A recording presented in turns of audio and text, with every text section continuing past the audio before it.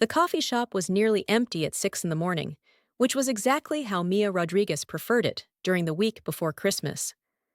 The pre-dawn darkness outside the windows made the warm glow of the overhead lights feel like a sanctuary, and the familiar routine of grinding beans and steaming milk gave her something to focus on besides the mounting stack of bills in her apartment, and the fact that her 7-year-old son Liam had asked her 3 times yesterday if Santa would still come, even though they couldn't afford a Christmas tree this year.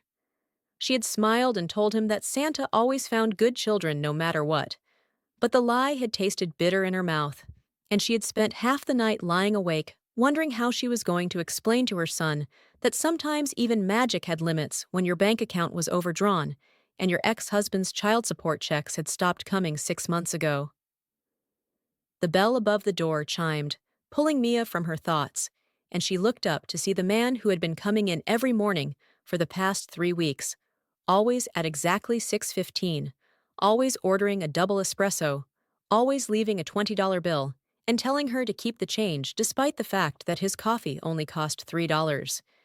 He was tall and broad-shouldered beneath his expensive charcoal overcoat, his dark hair perfectly styled even at this hour, and there was something about the way he carried himself, the controlled grace, the alertness in his dark eyes that suggested he was constantly assessing threats, that made Mia's instincts whisper warnings even as her traitorous pulse quickened every time he walked through the door.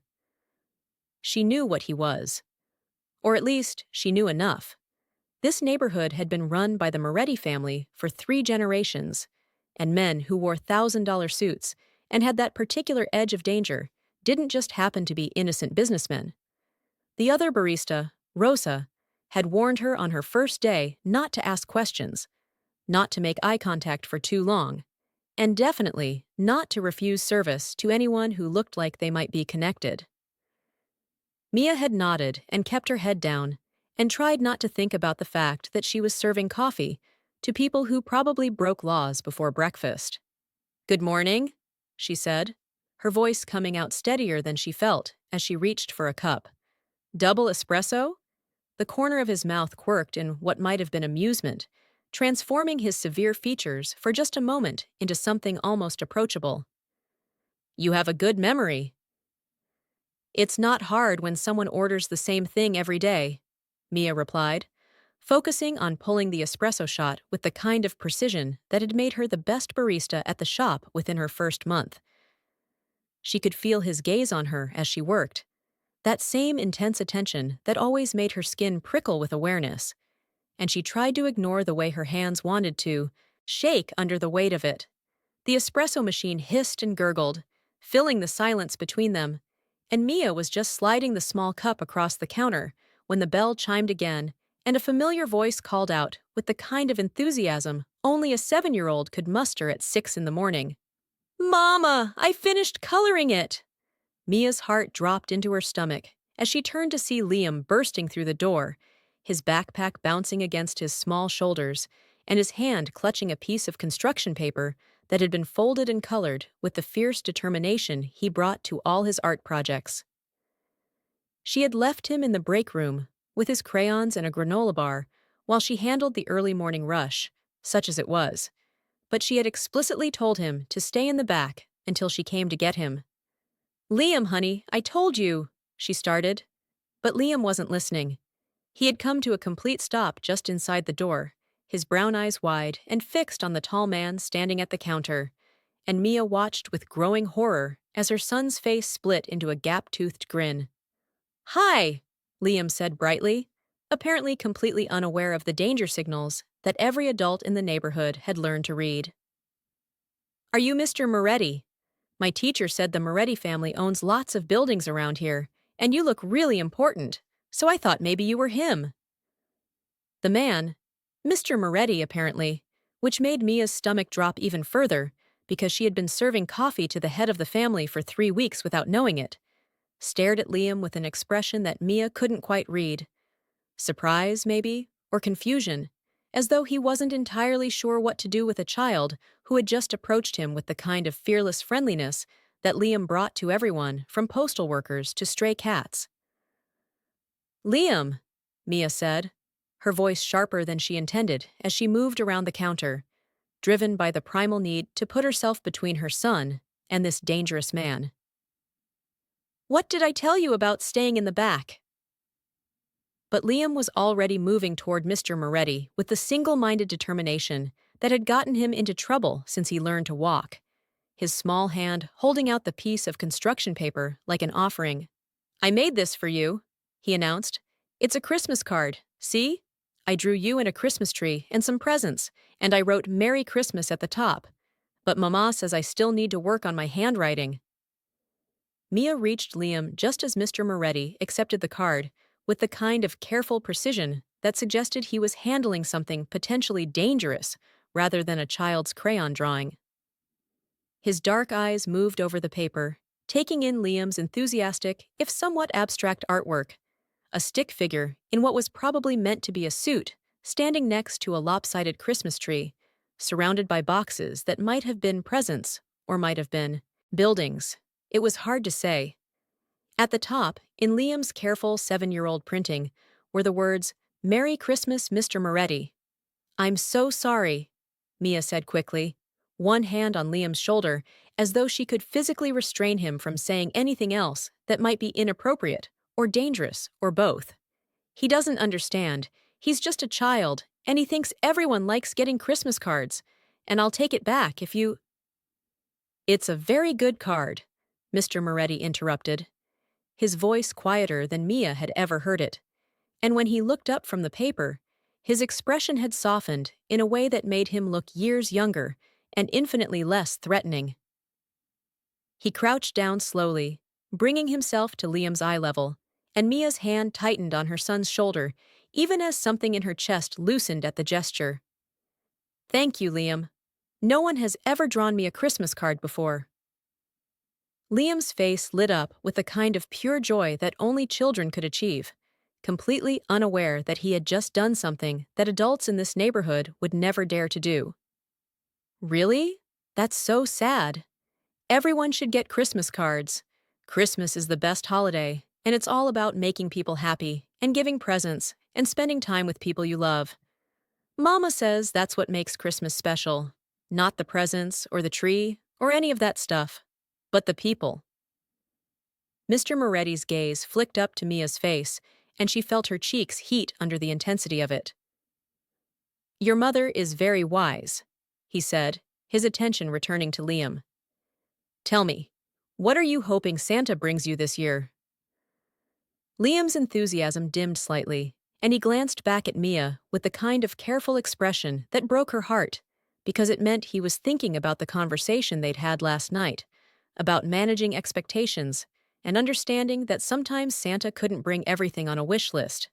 "Just some books, probably," he said, his voice losing some of its brightness. "And maybe some new crayons, because my blue one broke. But mostly, I just want Mama to stop looking so sad all the time. She thinks I don't notice, but I do." The words hit Mia like a physical blow, stealing the air from her lungs and making her eyes burn with tears she absolutely could not let fall in front of her son or this dangerous stranger. She had tried so hard to shield Liam from the worst of their struggles, to make their tiny apartment feel safe and warm despite the constant weight of financial stress, but apparently she had failed at that too. She opened her mouth to say something, anything, that might deflect from Liam's devastating observation, but Mr. Moretti stood before she could speak, his hand still holding Liam's Christmas card with surprising gentleness. "I think your mother is very lucky to have such a thoughtful son," he said, and there was something in his voice that made Mia's throat tighten even further. He pulled out his phone and glanced at the screen, then looked at Mia with an expression that was difficult to read. "I need to make a call. May I use your break room for a moment?" It wasn't really a request, and they both knew it, but Mia nodded anyway and gestured toward the back of the shop. Mr. Moretti disappeared through the doorway, and Mia immediately crouched down to Liam's level, cupping his face with both hands. "Sweetheart, you can't just run up to customers and give them cards," she said gently, even though what she really wanted to say was, "That man is dangerous and you need to stay away from him." Some people don't like being interrupted when they're trying to get their coffee. But he liked it, Mama, Liam protested, his brown eyes earnest. Didn't you see his face? He looked happy. Like really, really happy. I think he's probably lonely, just like us. The observation was too perceptive, too painfully accurate, and Mia pulled Liam into a hug to hide the tears that were threatening to spill over, despite her best efforts to contain them.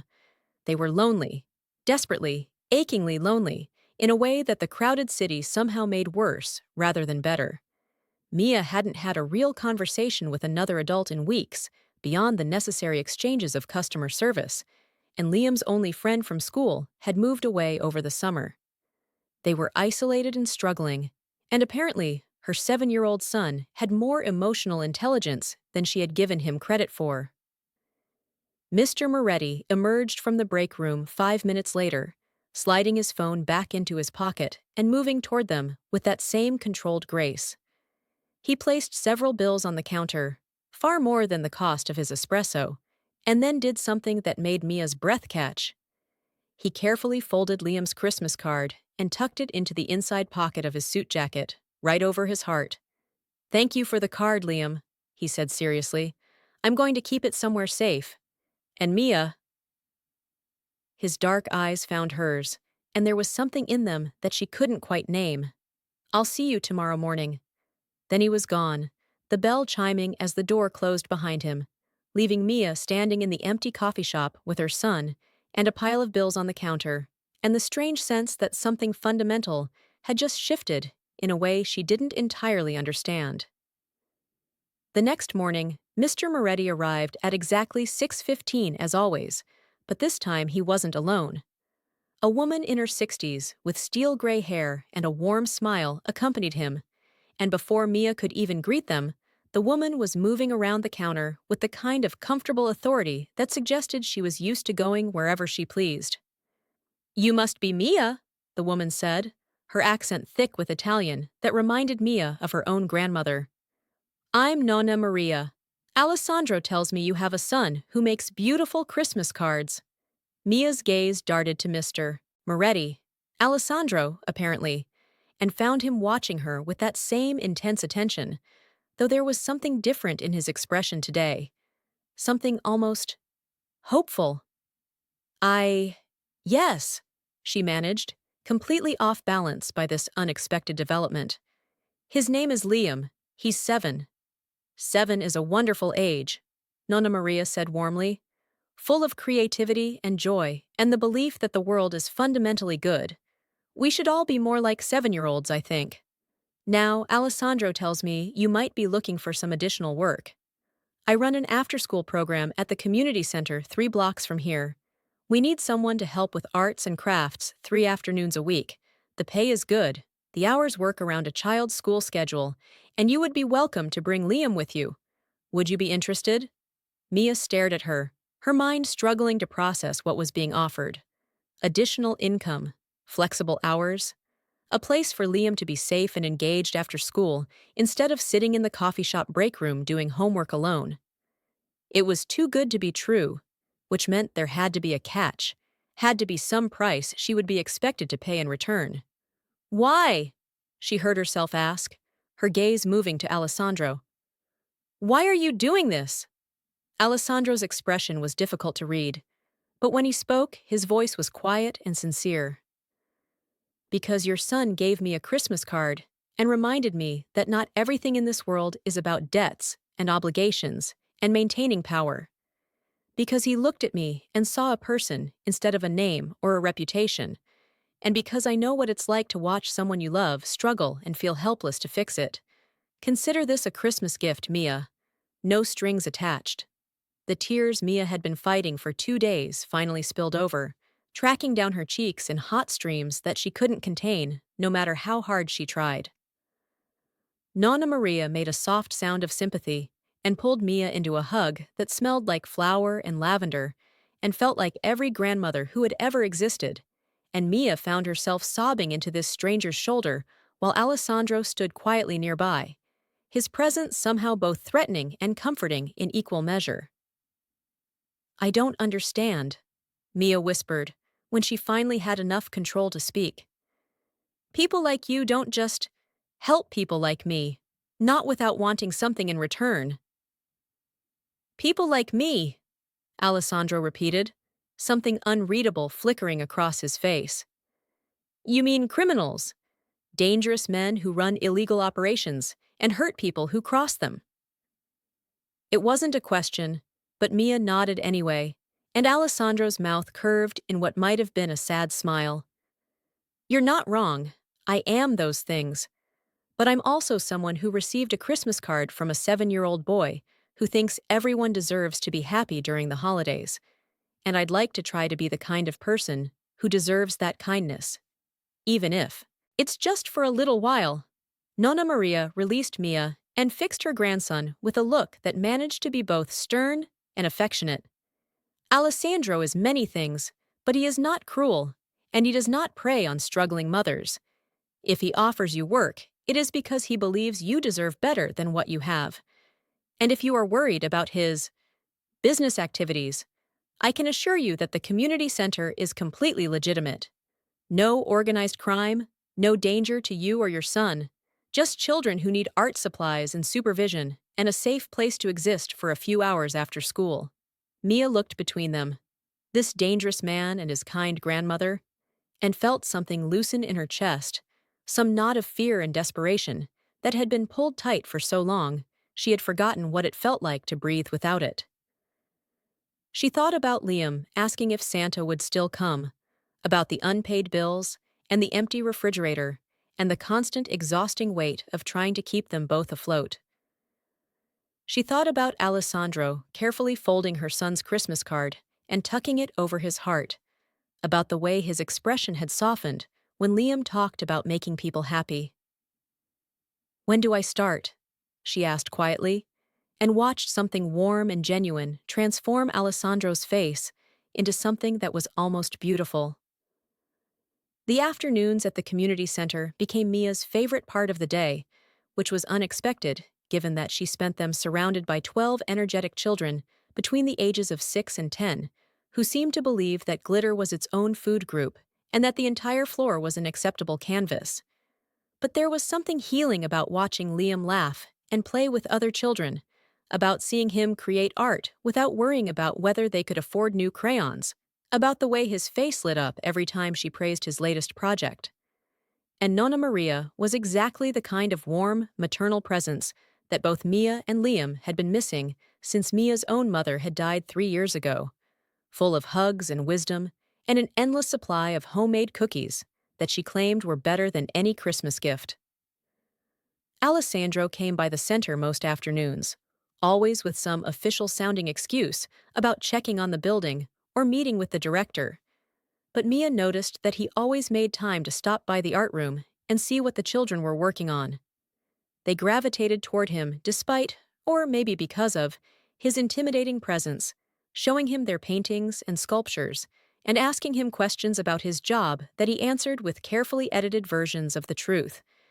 And every single time, without fail, he would crouch down to Liam's level and ask to see what he had created that day, examining each piece with the same serious attention he probably gave to business contracts or whatever it was that crime bosses did with their time. He likes you, Nonna Maria said one afternoon as they watched Alessandro help Liam hang a paper snowflake from the ceiling, the tall, dangerous man and the small boy working together with surprising coordination. I haven't seen him this light in years, not since his wife died.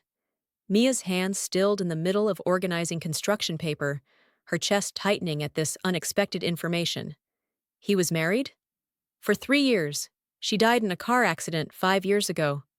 Nonna Maria's voice was soft with old grief.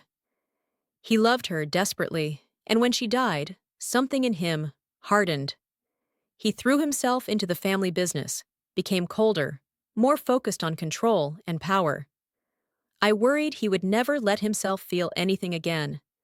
But then your son gave him a Christmas card, and suddenly my grandson is smiling and helping children with art projects and looking at their mother with the kind of expression I thought I would never see on his face again. The observation made Mia's cheeks heat because she had noticed the way Alessandro looked at her during their brief morning conversations at the coffee shop, during the times he stopped by the community center, and their eyes met across the room.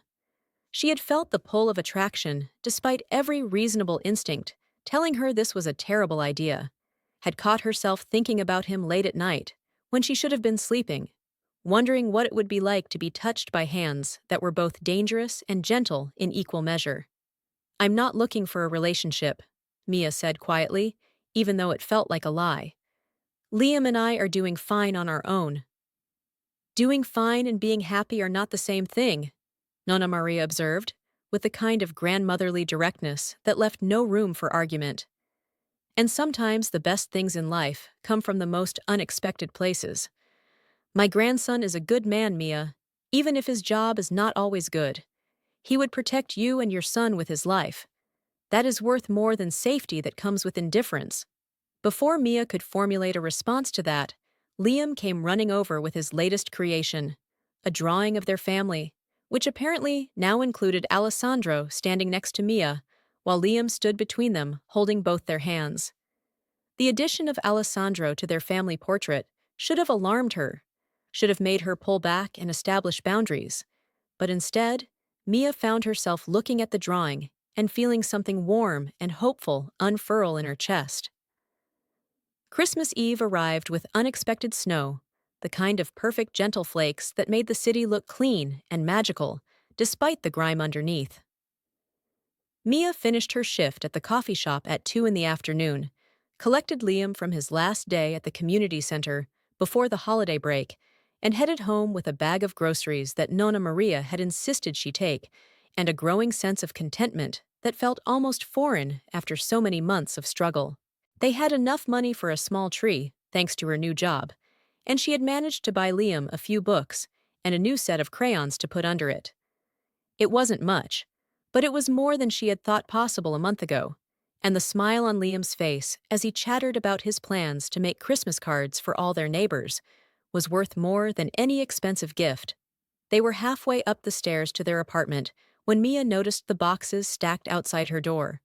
3 large boxes wrapped in simple brown paper with a note attached that read, "For Liam and Mia.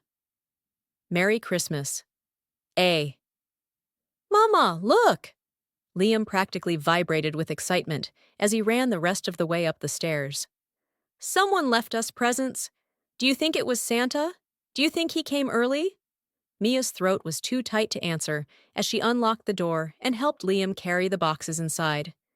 She knew who they were from, knew that Alessandro had somehow decided that her son's Christmas card had earned them gifts, despite her repeated insistence that he didn't owe them anything. Her hands shook slightly as she helped Liam unwrap the first box, watching his face light up with pure joy when he discovered it was full of art supplies. Not just crayons, but watercolors and colored pencils and sketchbooks and clay and everything a budding artist could possibly want. The second box contained books, a whole library's worth of chapter books that were exactly at Liam's reading level, along with several classics that Mia remembered from her own childhood. And the third box made tears stream down Mia's face as she pulled out a beautiful wool coat in her exact size, along with winter boots and gloves and a scarf that was softer than anything she had owned in years. At the bottom of the box was an envelope containing 5 crisp $100 bills and a note in precise handwriting, "For groceries and bills. You shouldn't have to choose between heat and food." A. "Mama, why are you crying?" Liam asked, his small hand patting her arm with concern. "Are you sad?" "No, baby," Mia managed, pulling him into a tight hug. "I'm the opposite of sad. I'm just overwhelmed by how kind some people can be." That evening, after Liam was asleep, exhausted from playing with his new art supplies and reading his new books, Mia pulled on her new coat and walked the 3 blocks to Alessandro's office, above a restaurant that she knew he owned. She probably should have called first, probably should have waited until after Christmas to have this conversation, but she needed to see him, needed to understand why he was doing all of this for her and her son. The restaurant was closed for the holiday, But a light burned in the second-floor window, and when Mia knocked on the side door, it opened almost immediately. Alessandro stood in the doorway, dressed more casually than she had ever seen him, in dark jeans and a black sweater. His hair slightly mussed, as though he had been running his hands through it. His eyes widened slightly when he saw her, something like hope flickering across his features before he controlled it. "Mia, is everything all right? Is Liam—" "Liam is fine, he's asleep." Mia wrapped her arms around herself despite the warmth of her new coat. "Can I come in? I need to talk to you."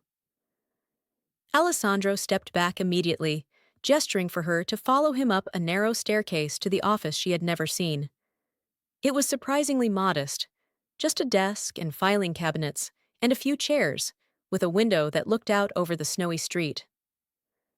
Alessandro moved to stand by the window, his hands sliding into his pockets in a gesture that seemed almost uncomfortable, and Mia realized with surprise that he was nervous. "Thank you for the gifts," she said quietly. "They were too much, Alessandro. The art supplies alone must have cost—" "Money is not an issue for me," Alessandro interrupted gently, "and seeing Liam's face when he discovers what's in those boxes will be worth whatever I spent 1,000 times over." "But why?" Mia's voice cracked slightly on the question. We're nobody. I serve you coffee in the mornings. Liam gave you one Christmas card. You don't owe us anything. You don't owe us gifts and jobs and whatever this is that's happening between us." Alessandro turned to face her fully, his dark eyes holding hers, with that same intensity that always made her breath catch. "Your son looked at me, a man that most people in this neighborhood are terrified of, and saw someone who deserved kindness, someone who deserved a Christmas card and a crayon drawing, and the simple human connection of a child's smile. Do you have any idea how rare that is? How long it's been since someone looked at me and saw anything other than danger or opportunity?"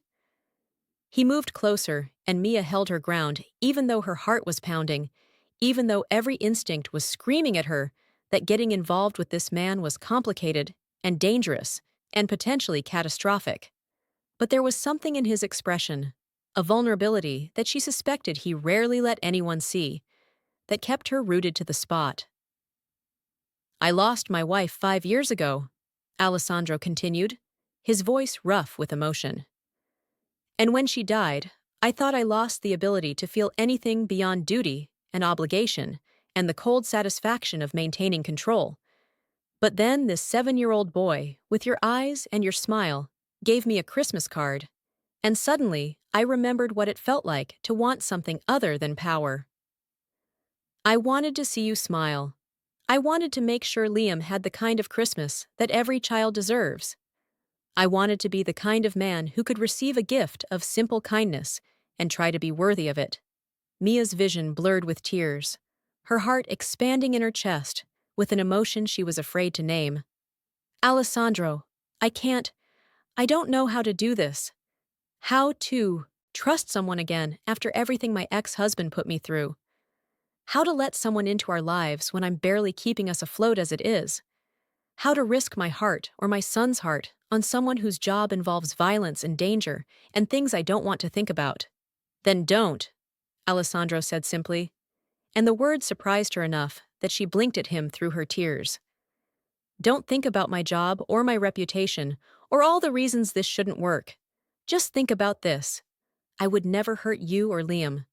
I would never try to control you or take away your autonomy. I would never make you feel like you were less than the incredible, strong, beautiful woman you are.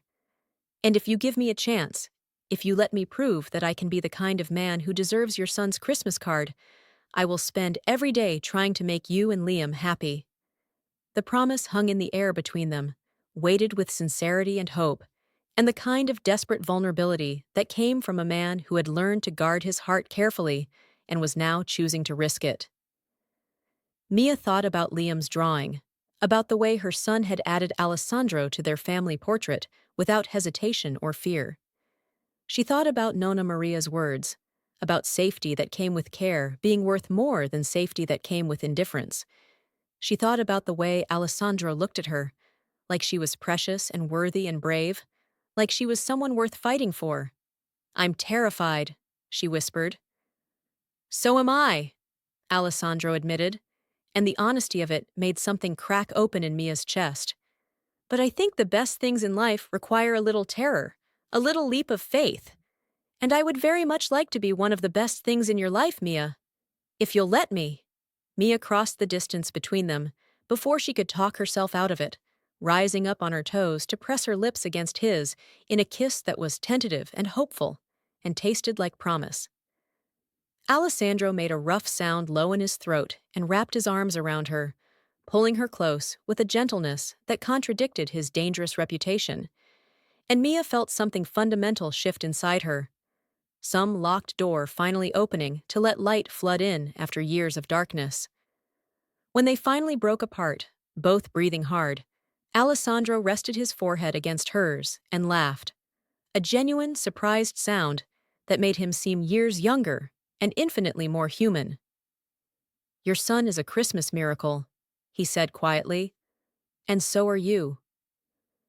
Mia thought about everything that had changed in the past month, about how a simple Christmas card from a 7-year-old boy had somehow transformed both their lives, and found herself smiling despite the tears still tracking down her cheeks. "Merry Christmas, Alessandro," she whispered. "Merry Christmas, Mia," he replied, and kissed her again with the promise of many more to come.